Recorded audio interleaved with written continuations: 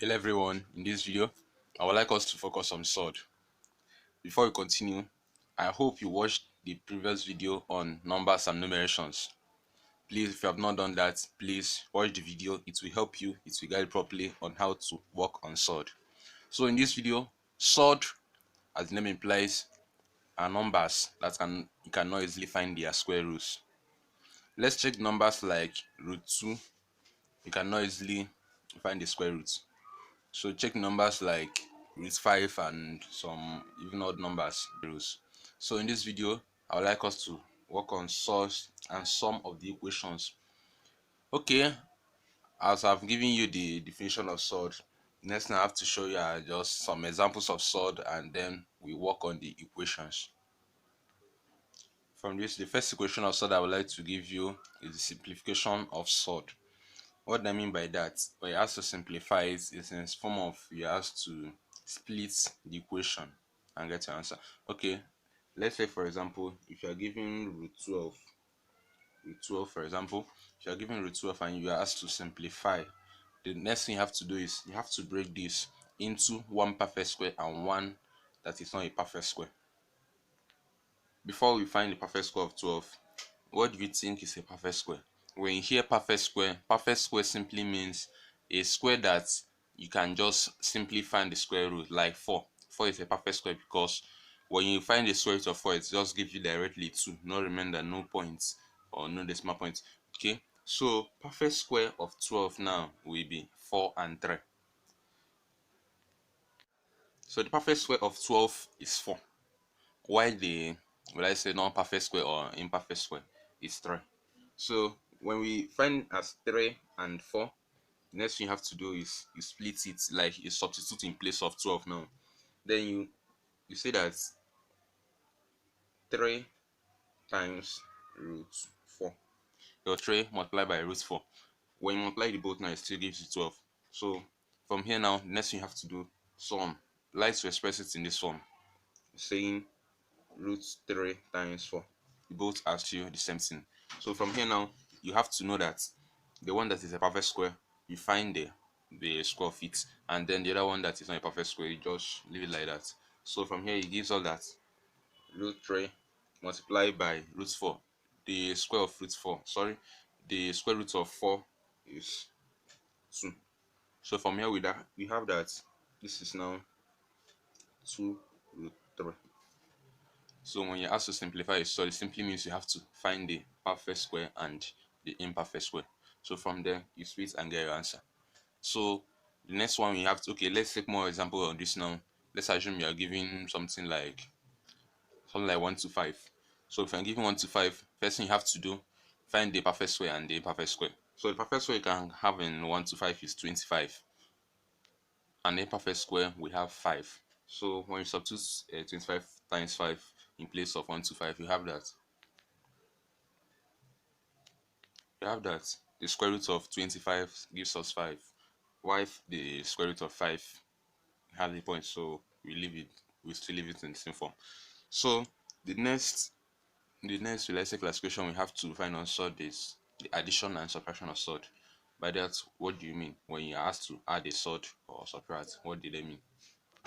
When you're asked to add a sword or subtract a sword, the first thing you have to notice is that the sword has to be a like sword. By like sword, what do they mean? By those that bears the square root, are they the same? Something like when you're giving square root of 2 and square root of 18. They both are like sword because when you simplify 18, you have 9 and 2. So these things are like sword. Or you can even have root 2 times 3 root 2. These things are like sword because those that bears the square root are the same. So when asked to add or subtract, what do you do? Let's take add, for example. Let's take add as the first. Take this for example, 5 square root of 3 plus 2 square root of 3. So from this, the first thing you have to notice is that what you are adding are those before the square root. So remember that you don't add the square root. If you add the square root, you are getting a wrong answer. So from this, you have that 5 plus 2 root 3. The root 3 is separate. You add those before the square root, then add the just attach the root 3 at the back. So from here we have that 5 plus 2 gives us 7. So from this we have 7 root 3.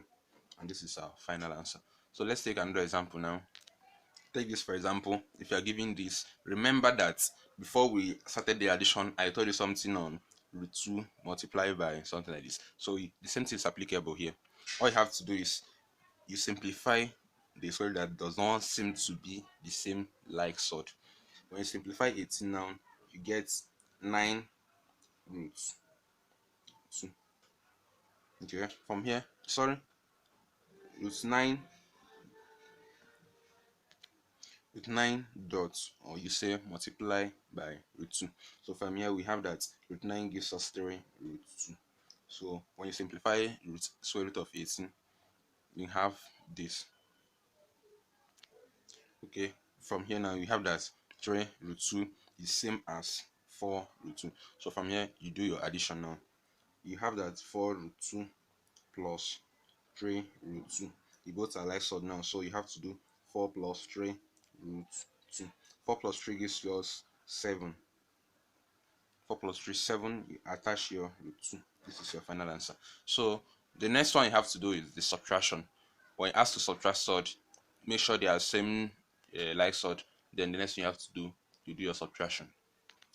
Let's take for example, if you're asked to subtract root 12 minus root 3. So from here, you do your normal simplification. After the simplification, then you can subtract. If you look close here, we see that I've already done the simplification now.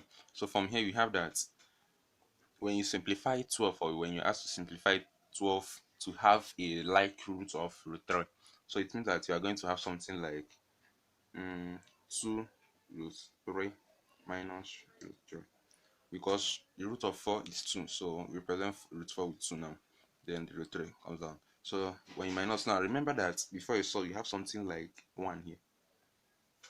So when you ask to subtract now, what you have to do is 2 minus 1 root 3. When 2 minus 1 is, you have 1. So the 1 is still invisible. You cannot just write 1.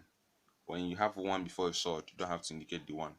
But when you have something more than 1, then you can indicate it. So from here we have that our final answer will be root 3. Final answer.